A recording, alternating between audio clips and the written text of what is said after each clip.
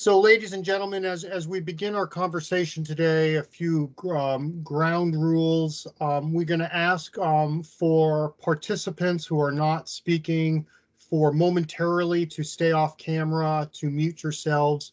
We will have a question and answer period at the end. In the meantime, please feel free to type your questions in the box. Also, you can raise your hand so that when we move into the question and answer period, we know to call on you. Up front, let us welcome our colleagues from the West Coast, elsewhere in the United States, and as well as India.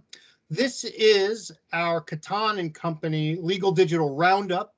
For many of you, you've seen this, this discussion in the past. This is our fourth in a series. And we go through so that we can understand in detail a number of legal and judicial matters. This month, we're super pleased to incorporate this conversation into our West Coast Digital Summit. This is our third day. We've had an exciting few days of conversation.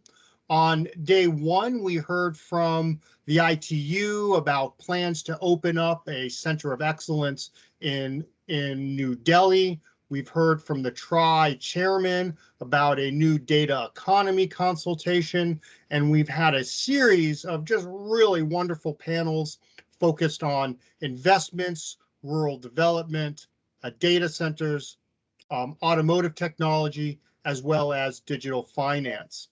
Our conversation today will be recorded and will obviously be correspondingly open to the public. Before I hand it off to Paku Khan regarding who will be moderating today, I just want to give a shout out to our Khaitan colleagues. It's my understanding that you guys celebrated your 110th anniversary as a law firm. My goodness, I don't think combined we add up to those ages. Well, you have to take me out of that equation, otherwise we'll get there pretty quickly. But clearly you're one of the oldest and most recognizable law firms in India. We are super pleased to have you here today to talk through our various activities. And with that, I am really glad to have a good half dozen of your nearly 900 lawyers participating today to share your insights about India's legal digital environment. With that, I'm going to go off video, mute myself, and hand the microphone over to Paku, sir. Over to you, sir. Jay, thank you very much, and colleagues in the audience, thank you, most of all the USIBC for allowing us this opportunity to give you a roundup of sort of the key developments in the legal front affecting the digital economy in India, and particularly delighted to do it in the context of the USIBC's West Coast Digital Summit. What we're trying to do here, as many of you know, is sort of a newscast format. We have a lot to cover. We're probably going to go a full hour, and we've got 6 different topics of recent developments affecting the US-India digital economy space. And so what we're going to do is, Devika, if we could put the first slide on the screen, please. What we're going to try to do is go through this pretty quickly with my colleagues who are going to be your correspondents in the field. And just give it a second for the slides to come up. And I'm going to quickly introduce you to them. We can go on to the next slide. So my colleagues who are going to be your newscast correspondents, starting from the top left, is Anisha Chand, who's a partner in our antitrust team, and actually the team that I'm with at Khaitan. She's resident in our Mumbai office. Next, we have Anushka Sharda from New Delhi, who's in our litigation and dispute resolution practice. To her right, we have Indruj Rai, who is a direct tax partner in New Delhi. And then at the very right of the top, we've got Sanjay Khan Nagra, who is a technology partner in our Bangalore office.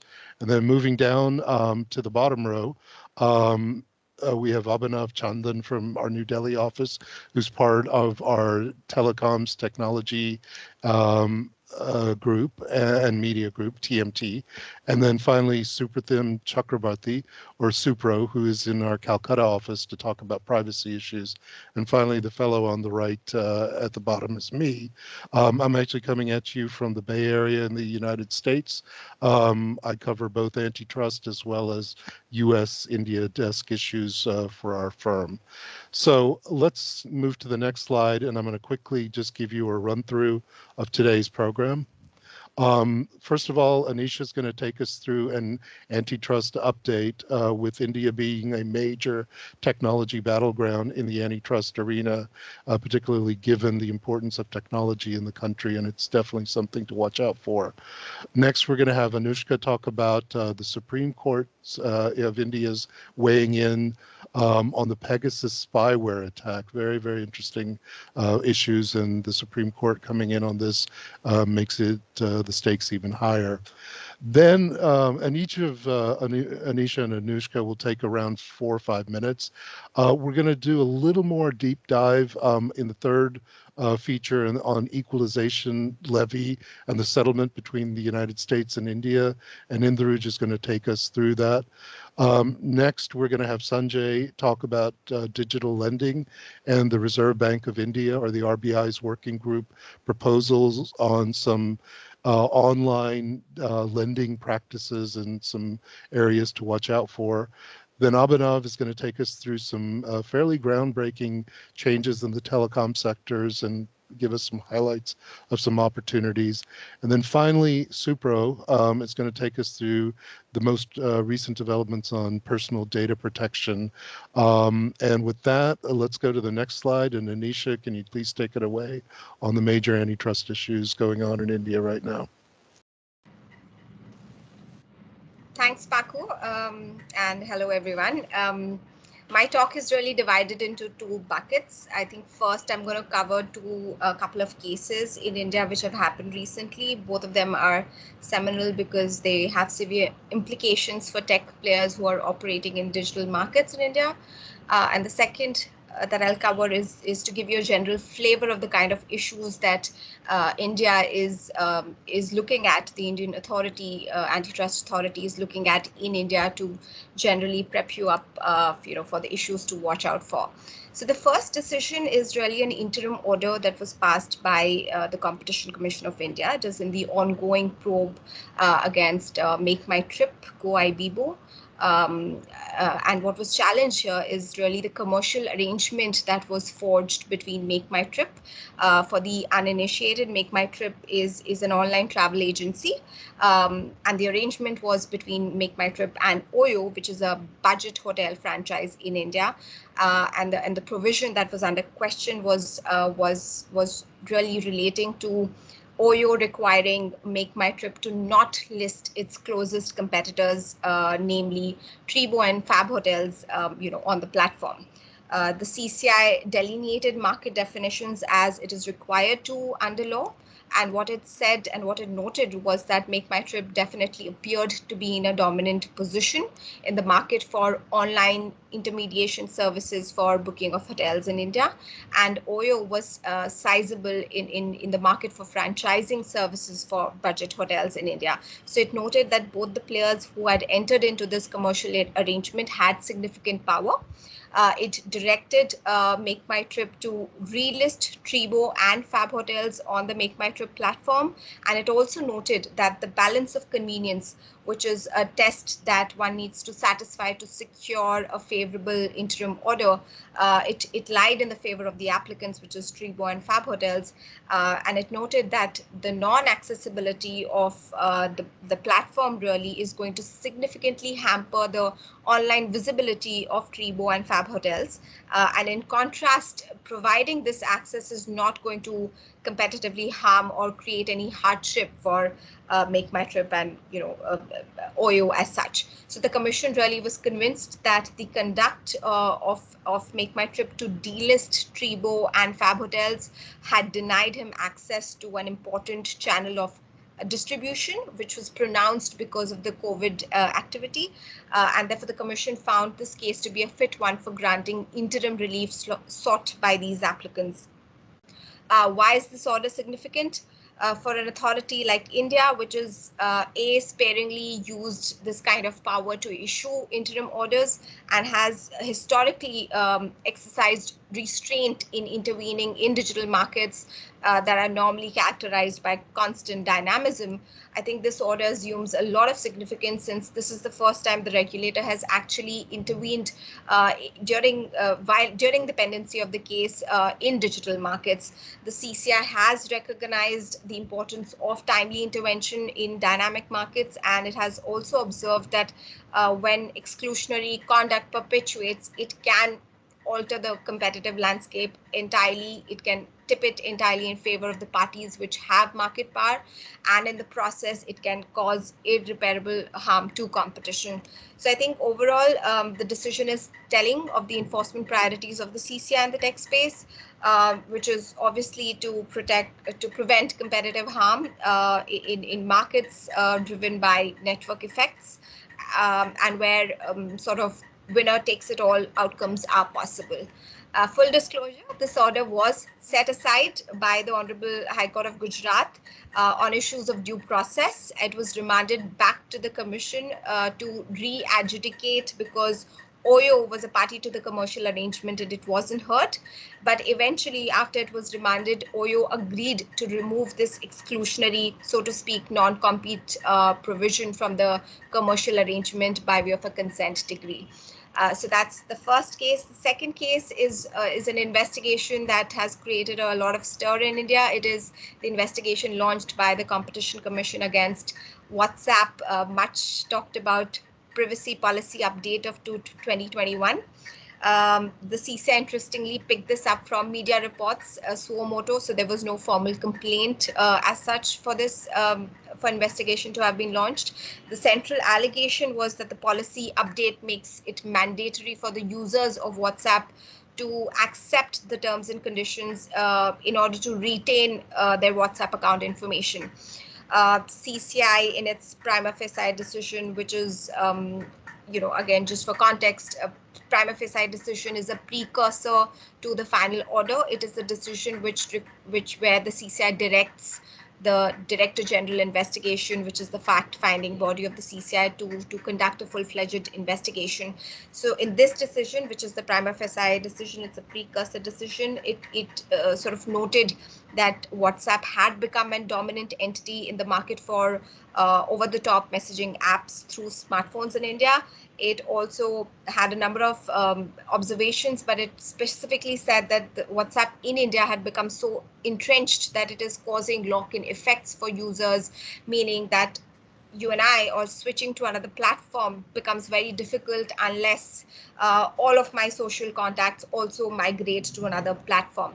But besides this, I think the most important highlight of this case is that the Commission made certain stark observations in relation in the context of privacy and competitiveness. It said that privacy is definitely a non-price factor that is an important parameter of competition. It noted that consumer values non-price parameters like quality, service, etc. much more, and reduction of price, data protection. Reduction in the data protection and loss of control over personalized data can be taken as reduction in quality, under antitrust law. So I think the takeaway really is that the CCI has spoken its mind. It has said that in case there is data protection standards are lowered, especially by a dominant entity, it can lead to exploitative behavior. And therefore, it's sort of ready to now take on privacy issues within the competition dynamic, within its fold. Anisha, in the interest of time, I think we're going to have to move on to the next section. I want to ask you two very, very quick questions. India's been noted as a dangerous jurisdiction for antitrust enforcement, and I'd like you to explain to the audience why. Second is there's potentially a major development in merger control that's possibly coming down the pike. And just if you could give our colleagues in the audience 30 seconds on those 2 points. Yeah, so thanks for the questions, Paco. I think the first question, the answer is very simple and straightforward. In India, it's very easy to file an information. You don't the amount of quantum of money that you need to put in to move an application is very little, so any individual can easily put that in. And more importantly, I'd say that the Competition Commission of India cannot decline any information. It cannot pick and choose. It must issue a decision on every case that is filed. So that makes it definitely a dangerous jurisdiction. On your second question, in relation to introduction of deal value thresholds, that is being considered. It is being proposed as part of the bill. It doesn't really say that it is the deal value threshold that is being considered, but it's one of the options that the CCI will perhaps consider. And what that will mean for tech transactions is that in India, despite the number of tech deals that we are seeing, many of them are going unreported. But if this threshold is introduced, we think that a lot of transactions which were otherwise falling through the cracks will get captured and will invite scrutiny. So that's my short answer. All right, thank you so much, Anisha. And I know you and I have worked together for 10 years. I suspect we're going to be working together quite busily given how much antitrust activity is going on in India. So thank you so much, Anisha. And now let's move on to the next topic, which is the PEGASUS spyware attack. And Anushka, can you walk our audience through that and what the Supreme Court has done on the spyware attack? Certainly, thanks, Paku. So I'm going to be covering a recent Supreme Court judgment which has directed an investigation into the PEGASUS spyware attack. Now, just to give you a very brief background to the case, I think as is well known, PEGASUS is a suite of spywares which allegedly can compromise a digital device through zero-click vulnerabilities. Now, in May 2019, for the first time, reports surfaced of WhatsApp being potentially compromised by PEGASUS. And finally, in July 2021, journalists from across the globe produced a report indicating alleged use of PEGASUS on several private individuals, including potentially 300 Indians. Now, this led to a spate of writ petitions being filed before the Indian Supreme Court, seeking an answer from the government on the action taken in relation to the PEGASUS spyware scam, and secondly, requesting the Supreme Court to form an independent committee to look into this matter.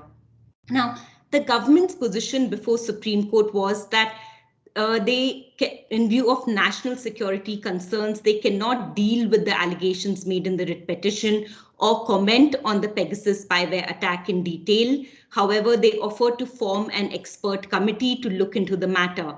Now, in view of the obvious conflict of interest with the government forming a committee to look into the issue, on 27th October, Supreme Court formed an independent committee headed by a retired judge to look into the allegations made in the writ petitions, and more importantly, the committee has also been mandated with the task of recommending amendments to the existing laws or recommending new laws to regulate surveillance in the country and to protect right of privacy of individuals. Now, what were the key findings of Supreme Court leading to formation of this committee? Supreme Court has upheld the right to privacy of an individual and at the same time tried to balance it against the security interests of the state.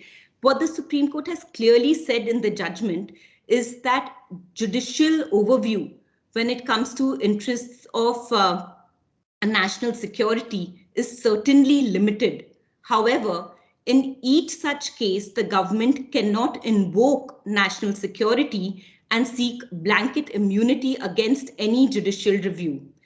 If the government is declining to share information in a case where an alleged violation of an individual's privacy rights has taken place, the government has to plead, prove, and justify this to the Supreme Court.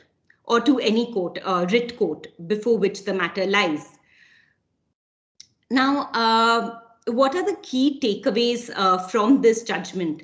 I think firstly, considering that there are already surveillance laws in the country covered by the Telegraph Act and the Information Technology Act, Supreme Court having formed a committee and mandating the committee to recommend amending the existing laws implies that it does not have confidence in the current legal framework to protect an individual's right of privacy.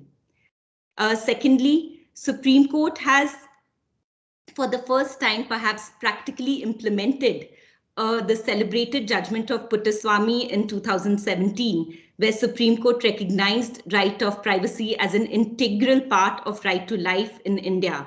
And in doing so, Supreme Court has laid down a threefold test when an individual's right to privacy is sought to be violated for national security concerns. Firstly, there must be a genuine need in terms of a legitimate state aim. Secondly, the action should be proportional. And thirdly, there must be legal sanction for such a violation to take place. Anushka, thank you for that. I have a question. Who is the Supreme Court case directed at? Is it directed at individuals? Is it directed to protect the press? Is it directed to protect the government of India? All of the above or none of the above? Second question is, do you have any thoughts on where this case may go as it relates to these kind of intrusive surveillance on technology? Right. Great questions, Paku. Thanks for these. So I think it would be fair to say primarily the judgment is seeking to protect individuals and press rights. That's because Supreme Court is trying to increase the protection of right to privacy within the country, which will consequently also enable right to freedom of speech and expression. Having said that, I think potentially the government will also benefit by this judgment, because whatever recommendations are given by the committee may be legislated upon by the government and may help the government in creating a more robust framework to curb the misuse of new technologies within the country. And where do I think the case is going? So the Supreme Court has directed that the committee should give its recommendations expeditiously. The matter is now listed in January next year. If the report does come in, we'll have to see whether the Supreme Court wants to pass an order and frame it as guidelines from the Supreme Court, or request the government to legislate upon basis the recommendations. Okay, thank you so much, Anushka, for that on spyware. Now let's turn to something unfortunate to talk about, and that's tax. I know in the Rouge that's what you do, but you know, as they say, the tax man cometh, and the Beatles wrote a wonderful song called Tax Man. Tell us about the digital tax in India, what's gone on, and what the resolution is between the United States and India. I know we've covered this in an earlier newscast, but there have been some significant developments since then. Indruj? Sure, Paku. Thank you, and hello to everyone. So today I'll be covering three main things. Firstly, talking about what digital taxes were introduced in India. Secondly, what global plans several countries have at a global platform and how to align the digital taxes of different countries. And thirdly, to talk about the trade war that happened between India and US on account of the digital tax introduction and how it's been resolved. It's been very recent, just about 2 weeks. So to begin with, I'd like to talk about the digital taxes that India introduced. But before we get into the nature of digital taxes, it'll be helpful to understand why the need was felt by India to introduce the digital taxes. Now, historically, how international taxation works for most countries, a country would not be able to tax a foreign entity until and unless the foreign entity has some form of physical presence in that country. It could be in form of an office space, it could be in form of employees or personnel, or it could be in form of allies and agents. Now, with digitalization, the economy has really changed, where large multinational entities are able to earn substantial revenue out of the source countries without having any kind of physical presence. Now, this is where India felt, given the large population it had, together with demographic dividend and the consumer base of digital services, it felt it was losing its pie of the share when it came to large entities earning revenues. First form of digital tax was introduced all the way back in 2016, which was also colloquially known as Google tax. Now, this was a tax that was levied only on advertisement services provided over a digital platform, and hence the name Google tax. So maybe search engines to the like were really affected by it. It was applicable only where a foreign entity, an MNE, provided such advertisement services to Indian businesses. The Indian businesses had to withhold that tax, which was 6% on the top line, the total amount to be paid to the foreign service provider and deposited with the government. There were certain exceptions, but the exemption limit was really nominal at $1,300. And naturally, any foreign entity that had the physical presence was not brought to these taxation because it would otherwise suffer a higher share of tax. The real expansion in digital tax laws happened, which also had a retaliation from US later on, and we'll talk about that later, was in 2020, when India introduced another form of digital tax called equalization levy at the rate of 2%. Now, this levy was levied on online supply of goods and services provided by a foreign party, which either owned, operated, or managed the platform. Again, the services had to be provided by the foreign entity through the digital media to an Indian user, either a business user or a customer directly. So it covered B2B and it covered B2C. Here, there was no withholding, unlike the 6% equalization levy. And again, the amount of levy was not linked to profits, but on the total money that transacted on the platform. To give you an example, if you have a market aggregator selling goods and facilitating the sale between a seller and a buyer, and the buyer was to pay $100 through the market aggregator to the seller, the 2% equalization levy would be levied on the entire 100, so 2 would be payable. Just like the 6% EL, if a foreign entity has presence in India by way of a taxable presence, a physical presence, then it would not be subject to 2% EL because it'll probably suffer a higher rate of tax. And likewise, if it's already earning some form of income, which is otherwise being subject to a higher rate of tax, like royalties or fee for technical services.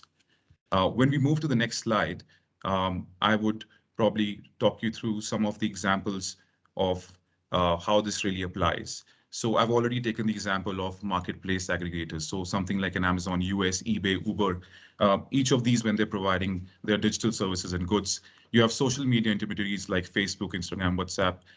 They do a lot of advertisement and in some cases also charge a commission for providing a marketplace for sale of goods. Likewise, it applies to education, gaming platforms, licenses to softwares, popular ones, OTTs, Netflix, Amazon Prime, and each of these, as one can imagine, have a very high user base, and one can see how a population of a country can have a direct impact on that. So this is the digital tax that was introduced in 16, expanded in 2020. And now we can move on to the next slide to talk about what has happened recently on a very global platform. So as we all know, there's OECD, which is a global body based in Paris, that puts in the effort to streamline the taxation and also works towards avoiding double taxation globally, and also preventing taxation leakages, especially by multinational institutes.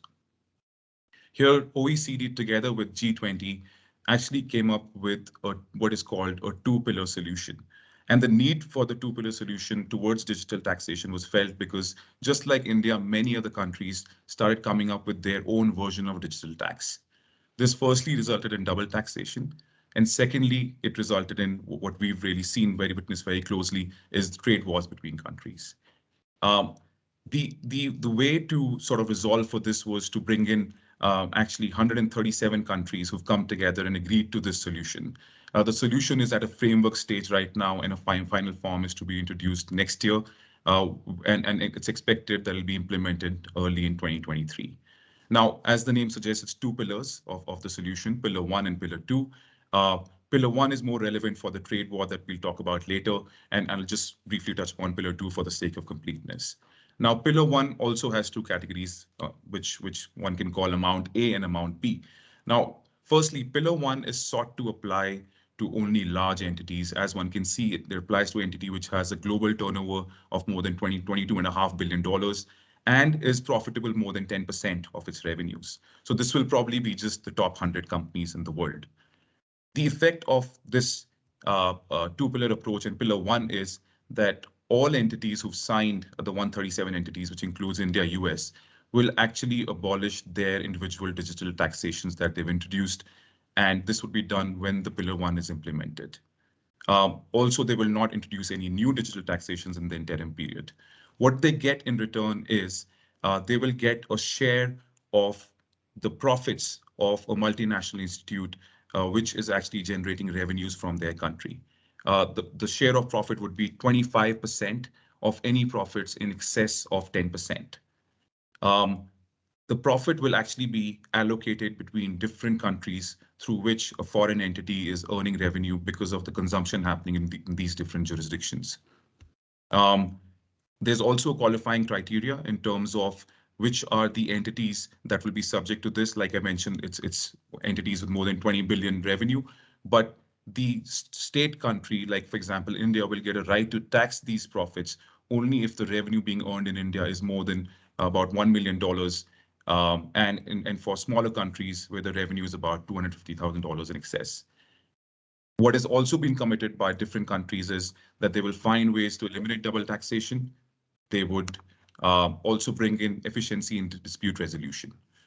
I'll touch upon pillar two very briefly, though, like I said, it's not related to the trade war, but this is a very important part of global taxation and resolution, which is the idea to have a global minimum tax of 15% amongst all these 137, 140 jurisdictions. How this work would effectively be where, for example, you have a large US entity which has a subsidiary in, say, for example, Mauritius, which probably will have effective tax of 5%.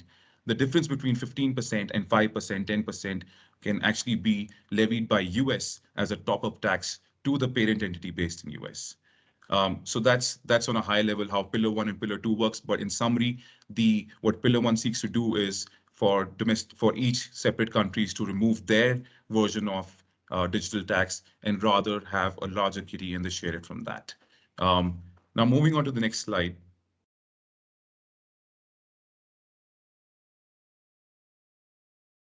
Thank you. Now here is where we talk about the recent trade war that happened between India and US. Like I mentioned, this trade war really happened because the 2% digital tax was introduced by India. US found this to be quite arbitrary and excessive. And their reasons really were that this is a tax that's levied on revenue instead of profits. Secondly, there are existing tax treaties between different countries, including India and US, that do not permit for such taxation, where a US entity does not have physical presence in India. The other sort of objection US had to this was that there is no way to claim a credit for any digital tax paid in India as against the corporate taxes of the foreign entity, again resulting in double tax. As a result, what US did as a retaliation was it levied 25% duty, additional duty on certain imports being made by US entities from India. US had a similar problem with countries like Australia, France, Italy, Spain, and UK, and very recently on October 21 entered into a settlement agreement with them. And that very settlement agreement has now been extended to India about 2 weeks ago on 24th of November. Now, what the settlement agreement does, it largely actually bases itself on the two-pillar approach that we just talked about. And it was the amount A that we talked about, which will get referred here again. What the settlement agreement says is, firstly, it will apply only to the interim period. That is till the time Pillar 1 is actually implemented, which is expected to be in 2023. So the interim period could actually run for all the way up to 2 years. And what happens in this interim period is that US and India agree that India can continue to levy the digital tax that we talked about, the 6% on advertisement and 2% on digital supply of goods and services. US will actually roll back and abolish the 25% duties it levied. India would abolish the digital tax as part of the Pillar 1 implementation, which has anyway been agreed. The more important feature of the settlement actually is, apart from sort of bringing in peace on the trade war, is that any tax paid, the digital tax paid during this interim period in India by US entities will be available as a credit to be offset against any tax that becomes payable in future under Pillar 1. I know we're short on the clock, so I'll probably skip the illustration, but if anyone would like to know that, I'll be happy to get into it during the Q&A. Thank you. Indraj, that was excellent. Thank you so much for going through that, and it's obviously a major development. Let me just ask you, from a non-tax practitioner standpoint, how is all this, I know it's very early days and there's still a lot to happen, but how is all this going to be audited? Meaning, how will companies know, how much to do, how much to give? How will the tax authorities in the various countries, IRS in the United States, and similarly in India, do you have any sense on that? And then the second thought, and again, knowing it's early days, but any prognostications for the future, meaning where you think this is going to wind up in its final form? Sure, Pakul. Very, very interesting and a very sort of question on what may happen, given that how things are, and especially I think it's a very rare occurrence where you have 140 countries coming together to agree at a world level tax. So one really doesn't know which direction it may take. But generally speaking, I think the first question even our clients asked when the digital tax was introduced in India is, how would the authorities know? How would they monitor? We are not there. We have no presence. How does it really happen? The answer is simple. It's actually self-regulation. And the other point is, especially given the nature of services, they're easy to track. It's easy to know there's Netflix in India. It's easy to know Netflix has high consumption in India. So what the authorities would actually do is they are likely to reach out and ask questions. And then it'll be on the entities whether they want to respond honestly or not. So that's probably self-regulation and self-reporting. What will also happen is that the detailed convention is not out yet, but it's likely to have a very robust exchange of information mechanism. And I think your question is very sort of essential to that, because without it, it all fails. So there will be a robust exchange of information between different countries, probably on an automatic basis. There's already all of this happening under bilateral tax treaties, but we'll probably have a multilateral convention, which will sort of be read together with the bilateral treaties, which will provide for exchange of information and also provide for implementation, offsetting of credits, and dispute resolution thereafter. So I think that's probably the key to ensure that governments really know what is happening where, together with, of course, robust reporting that they'll have to come up with. Indraj, thank you so much for that detailed presentation. Now, colleagues in the audience, let's switch bases and talk about something else online, and that's going to be Sanjay Khan Nagra from our Bangalore office, talking about online lending and the RBI's working group recommendations on, shall we say, Sanjay, dodgy practices in digital lending. Over to you. Thanks, Paku. I'll just quickly try and summarize this. Sometime back, the Reserve Bank of India had constituted a committee to a working group to evaluate and see what needs to be done for the India's fintech segment, in particular focusing on online lending, digital lending. And just by way of a background, what has happened over the past many months, last 3-4 years largely, is that India's online lending space has just exploded. As some of you might know, China had a very huge online lending, payday loan lending market. It was close to, I think, $20 billion. And then there was a sudden ban from the Chinese government on that, and all the money, all the capital started to flow into India on the digital lending side. Of course, there were companies and fintech players, platforms in the West as well, in US and Europe, and they also looked at India as a huge market because the working population is really in millions, and all of them get salaries at the end of the month, but they have their purchases during the month before the salaries come, and when they have their short-term requirement for loans, and these short-term loans are not very large ticket loans, and this is where a lot of fintech companies came in. There were products being offered to them based on their salary packages, their products being offered to them based on their online spend patterns, their credit card repayment patterns. There were buy now pay later schemes, so on and so forth. Because of this, what was happening was a lot of market players were focusing on technology as a means to arrive at credit worthiness of people who were taking these loans, and platforms were acting, fintech companies and platforms were acting as a channel between lenders on one hand and borrowers who are consumers on the other hand. And these lenders are registered lenders, which are banks and mostly non-banking financial companies, which are registered with the Reserve Bank of India.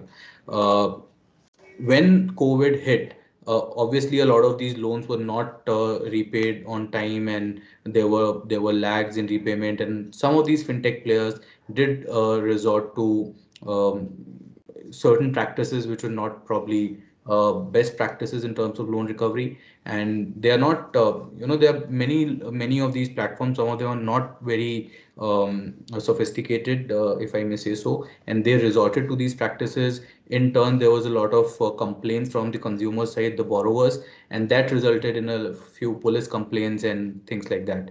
The Reserve Bank of India's working group focused on figuring out what is the issue in this entire segment, how it creates systemic risk for people who are buying, who are getting loans from banks and registered NBFCs, but through private parties, which are these platforms, and how does the involvement of private parties result in some sort of a systemic risk. And the working group has given a few recommendations. I'll focus on 2 3 main ones.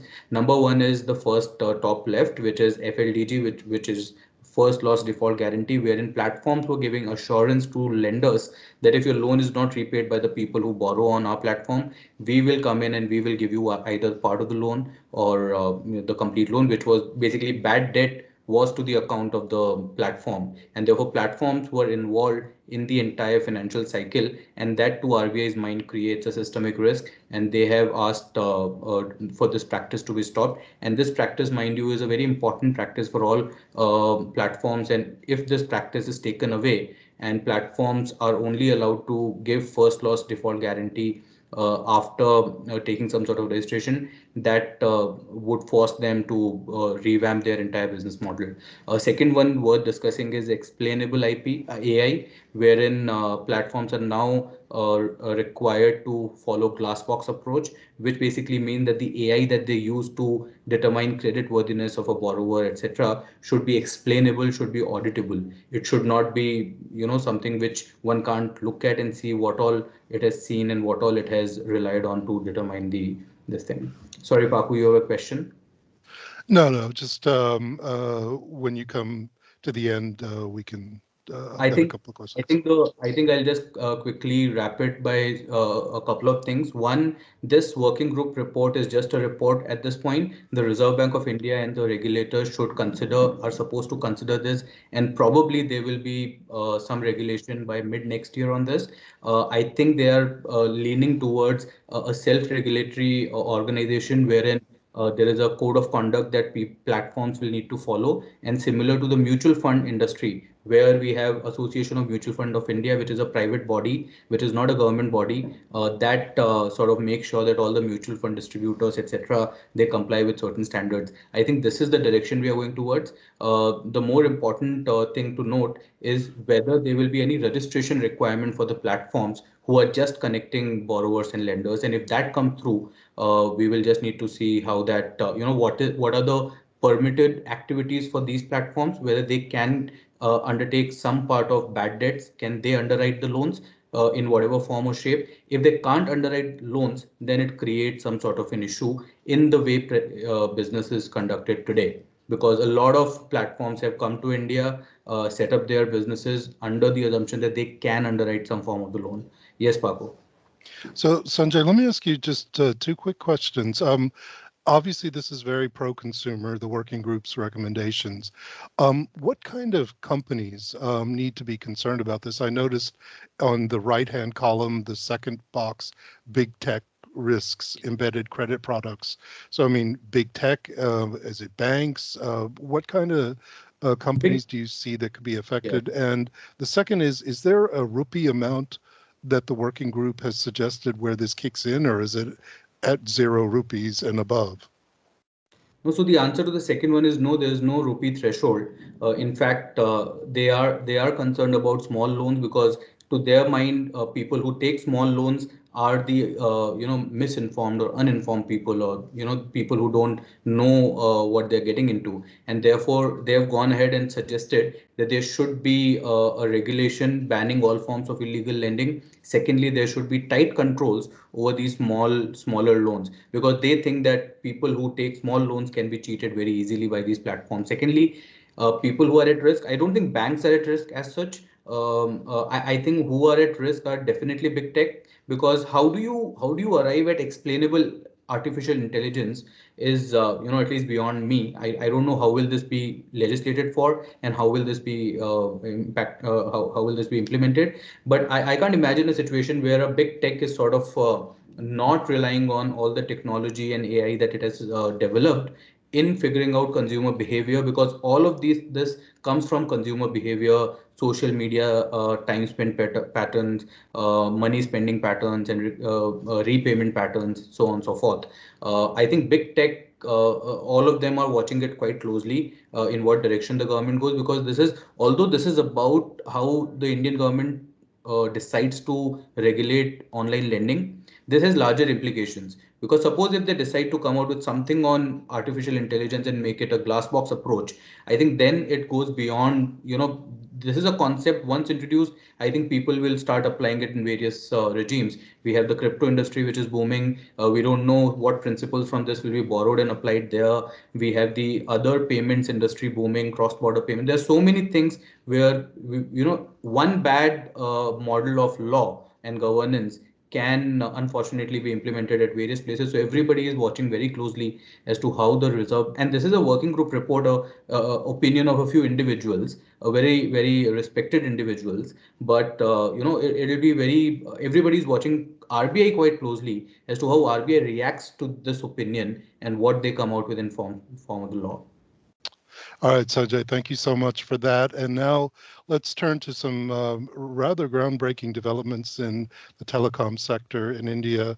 Abhinav, if you can shortly take us through that, because we are running a little bit short on time. Thank you.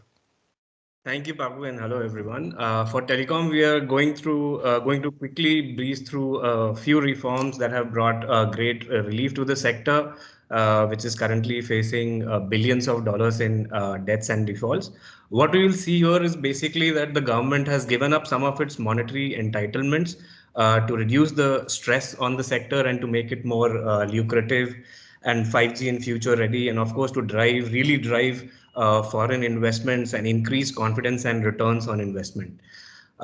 This targets mobile operators like Vodafone, Airtel, and Reliance, which are one of the largest operators in the world, and also potential investments into them, and even other smaller telecom authorizations as well, and to remove entry barriers.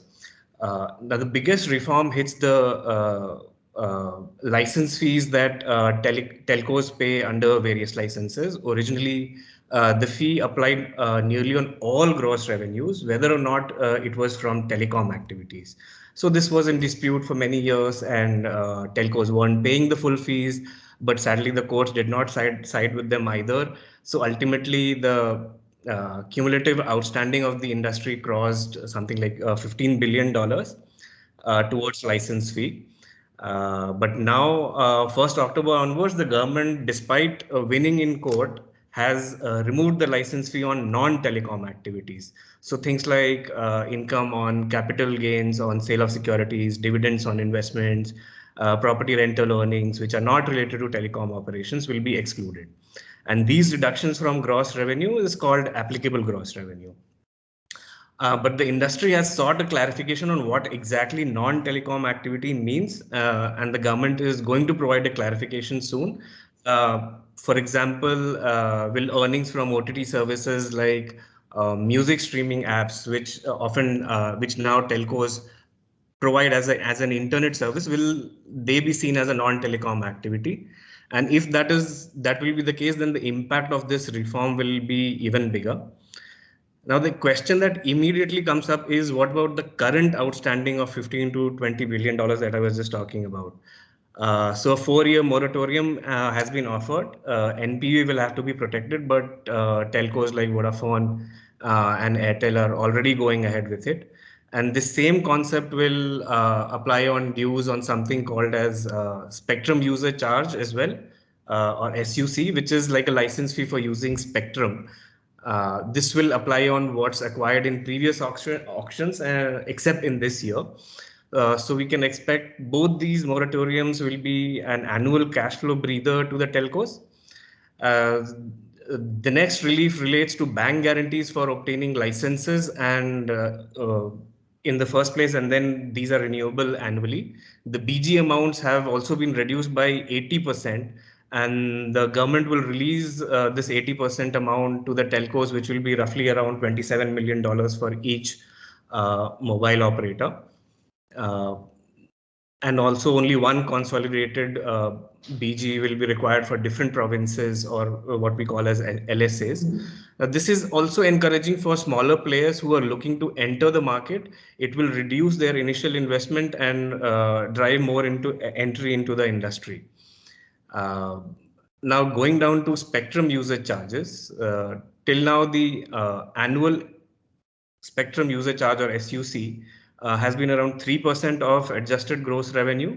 But going ahead, no SUC is going to apply for future acquired spectrum, and it will be valid for 30 years instead of 20. And during operations, if a telco decides to surrender the new spectrum because of their business, they can do it after 10 years without having to pay balance dues. The next is reduction in penalties and interest. Interest has been reduced from 4% monthly to 2% annually. And the draconian penalty of 50% of shortfall amounts has also been removed. There was also interest on that penalty amount, which also has been removed. This had contributed significantly to the $15 license fee outstanding that I was speaking about. The last one, but equally significant one, is the decision that up to 100% foreign direct investment in telecom sector has been finally allowed through automatic route, meaning government approval will not be required. Earlier, any FDI above 49% required government approval, and which was a time-taking process.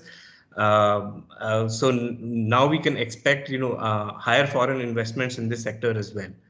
That's it from my side, Baku. Abhinav, just very, very quickly, in the interest of time, these collective changes, and particularly the 100% FDI and the automatic route that's just been adopted, do you see that this is going to cause, shall we say, seismic changes in the telecom sector? Yes, all these reforms very quickly, in keywords. One, of course, these will bring in liquidity. Direct result will be more money to upgrade the network, improve quality, more players, more return on investment. And for FDI, EY Global estimates an immediate or near future infusion of $10 billion in the sector, a large portion of which will, of course, be from North American investment fund companies. So it's all looking great going ahead, I would say. Okay, Abhinav, thank you so much. And ladies and gentlemen, we're now to our last segment, and it's one that I think there will be considerable interest in, that's on privacy. So Supro, let me hand it over to you. But before I do, Jay, how much time do we have for Supro to go through the latest developments on privacy and data protection? Let's run through 10 minutes. Perfect. Thank you. Thank you. So thank you. I think this would be of interest to the larger audience, and we are all aware that the data protection bill, erstwhile maybe personal data protection bill, now is in the final lap, and the Joint Parliamentary Committee is supposed to give its report in the last week of the winter session of the Parliament. Hopefully, it will set the ball rolling for the legislation to be finally coming out maybe early next year. So let's start with some of the news that we have been gathering about the recommendations which have been provided by the Joint Parliamentary Committee. There are a lot maybe which are of political importance largely, but we are keeping that aside. We have focused our energy to bring about some of the points which are more commercial in nature and maybe impacting organizations doing cross-border business. The first is basically the concept of an umbrella legislation. Okay, that is what we started with, but we thought of having an umbrella legislation for personal data protection. It seems like the committee is moving largely towards adding non-personal data elements also. What they're stating is perhaps there'll be a separate regulation which will be later on formulated and appended or made a part of this particular legislation act. And Data Protection Authority will be the central authority for both personal as well as non-personal data. They have given justifications, but I'm just keeping it for later. Implementation timeline. I think this is a good move because the earlier version, 2018 version of the bill had 18 months, which they had recommended for the entire rollout of the legislation. That was removed in 2019, and we did not have any timeline per se. It created a lot of confusion in the market that what will happen once the law comes into effect. How will it be rolled out? Okay, will it be faster than 18 months, slower than 18 months? So the recommendation is following some international cues that probably 24 months for the overall implementation could be a good timeline that we can look at. However, there should be phased implementation with stakeholder consultation as and when any part is getting implemented. The next thing I'd like to talk about is social media intermediary platform. Suddenly, you would be aware in 2019 version of the bill, this found mention, and what it basically now the recommendations are becoming even more rigorous in relation to social media intermediaries. My personal take on this is that we started or set sailing for creating a legislation for a personal data protection, okay, not for granular subsets like social media intermediary. Whilst these are critical and maybe these are creating some kind of concern for the government, but that does not mean that we try to fit it into a legislation which is not meant for it. My personal take. What does it say now? What are the possible suggestions that the JPC is providing? They're talking about potential liability for content from unverified accounts. So to ensure that people are verified, and if there are content from such unverified accounts, then the platform becomes liable. Quite draconian. And I think they are trying to undo what was written in the Information Technology Act, that these are all intermediaries or simple pipelines. They do not know what they are carrying from where to where. And all of that. So that all that jurisprudence, I think the JPC has tried to undo by saying that no, in many cases, perhaps these intermediaries, social media intermediaries, are not mere pipelines. Next, again, quite a significant suggestion: parent company of such social media intermediaries handling the technology should set up office in India. The next is statutory media regulatory authority for regulating content. So these are, again, I think it's a little misplaced, but these are all suggestions which are coming in pretty forcefully from the JPC. Next, we would like to talk about data breach reporting. This is anyways undergoing a sea change in India. Earlier, there was no requirement per se to go to the individuals and do a reporting. Right now, we did not even have a accurate or specific timeline under the present day law or in the earlier version of the bill. But now the JPC is perhaps trying to recommend a 72-hour timeline within which the authority must be reported about a breach. There are certain other regulatory changes which are also getting recommended, like a formal certification process for digital and IoT devices, because what the JPC is thinking is that data breach is not only through a software-driven system, it can also be from devices. Therefore, there should be some kind of a certification. And apart from that, there should also be devices which you have at maybe your home. You can take it to the authority and ask them to certify it. And if it is found that they are not following the standards that have been laid out, then the authority then the manufacturer can be pulled up. Additional transparency requirements have been recommended for algorithms or method used for processing personal data. And final point in this slide, very critical, is the JPC is also talking about attributing offenses to specific part of the business. It's a good move, I think, where they have sliced and diced and say if there's a large organization, for example, and an individual of that organization is to be held responsible. One of the touch points which will be looked at is that was the person looking at that part of the business. That's one.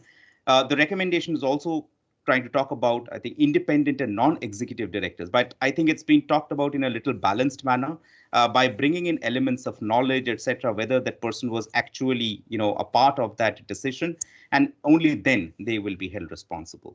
Next slide, please. Very quickly, I'll take less than a minute to cover my last last slide, which is in relation to cross-border data transfer. Primarily, sensitive and critical personal data. We are all aware. There has already been a recommendation in the bill that they should be localized. Now, what this JPC report is trying to perhaps say is that mirror copy of the sensitive or critical personal data which is already in the possession of the foreign entity should be mandatorily brought back, and somewhere emphasizing more on localization. The other element is on the transfer of sensitive personal data, whether through contract or intra-group schemes. The JPC is trying to say that it should be subject to litmus test of public policy and state policy. And the final point is that the adequacy decision should also have elements of sensitive personal data not going beyond the borders of the country which has been given a green signal. So with that, over to you, Paku. Supro, thank you so much for that. I know that's it's a fast-moving issue. Let me ask you to put, shall we say, your fortune teller's hat on and predict where this is going to go and when it's going to go. And by that, what I'm meaning is, based on the reports that we have about the JPC, is this pretty much it, or is there going to be room for change? And when do you think the final contours of this law will come into effect? Fantastic question. So Paku, I think all that the JPC has recommended, it's not mandatory that all of that would be accepted. It can be rejected, it can be completely changed. So to my mind, the way it will move is the report goes to the Parliament, then it goes back to the Ministry, then to the Cabinet, then back to the Parliament, and then passed by both the houses. Now, if it's largely is palatable to the government, I'm sure there'll be a lot of heated debate around this. But if everything goes well, I think early next year we could see some kind of a larger movement on the actual legislation being debated and passed. And is there going to be a public comment period where the Parliament takes into account stakeholders' views? We have been taking input. I think it started in August 2017, Paku, and several rounds have happened. Of course, the last round there've been a lot of new changes which have been brought in, and Jay and I think we have also discussed in several sessions. We really don't know whether it will be again opened up for consultation, but maybe we can also ask Jay on this. Okay. Thank you so much, Supro, on that. And I think let's just move on to that last slide, which is just the pictures of all of our speakers today. If you do have any questions, please feel free to email us. Jay, anything on your end or from the audience? First, this is so tremendous. There's not a member in USIBC who's not going to benefit from these conversations. So thank you so much. We'll make sure that everybody has a copy of them. For the sake of time, I do have one question for Indruj on the equalization levy. We have a lot of members that are in the outsourcing business, whether that's third party or captive facilities. We know the end users in the outsourcing business are not in India. They tend to be other partners, US, Canada, Europe, UK, Japan, and so on. With an understanding that there will be negotiations about revenue allocation based on where consumers use the product, how does this fit in? Is outsourcing covered? Is it excluded? Is it negotiated? And, it's a loaded question. And if so, how might that impact how taxes on some outsourcing revenues are currently allocated or collected?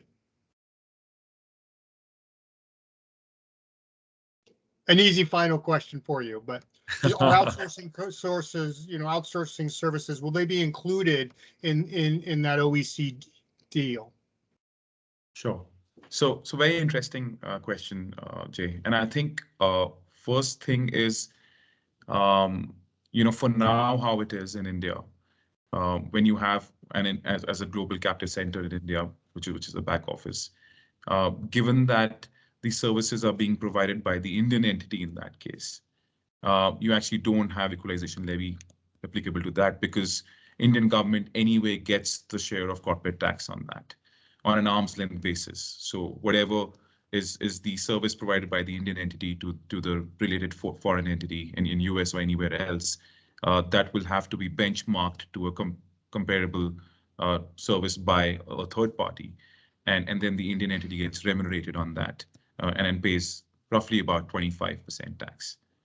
How it could probably impact in terms of the Pillar 1 approach that's going ahead would be that if these services by the Indian entity, which naturally and in some cases may be over the digital platform, are provided so, they could potentially come under Pillar 1. But I think what would have to be seen is, would the revenues for the global captive centers actually be that large to meet the thresholds?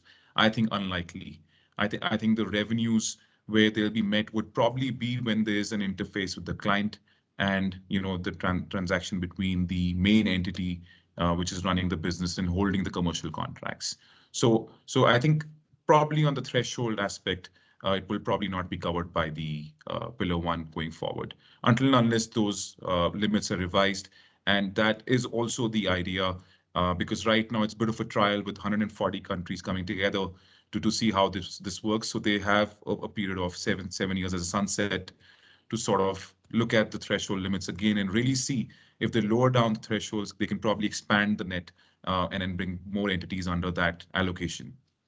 I hope that answers the question. No, that does. So what I'm hearing is in the current framework, we think it'll only be marginally impacting the outsourcing industry.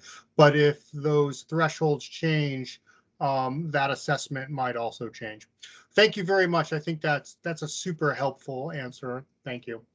I want to thank all of our panelists and the KCO group. This was a tremendous learning. And so I know it's getting late in India. I want to thank you for your time. I want to thank our members. I want to wish everybody a really great holiday. This is the last session of our West Coast Digital Summit, and for all intensive purposes, the last USIBC webinar this year. So with that, it's a little early, but happy holidays. If we don't talk, have a healthy and wonderful new year. And thank you for all your tremendous insight and intelligence here today. Thank you very much, Jay. Thank you. And thank you, audience.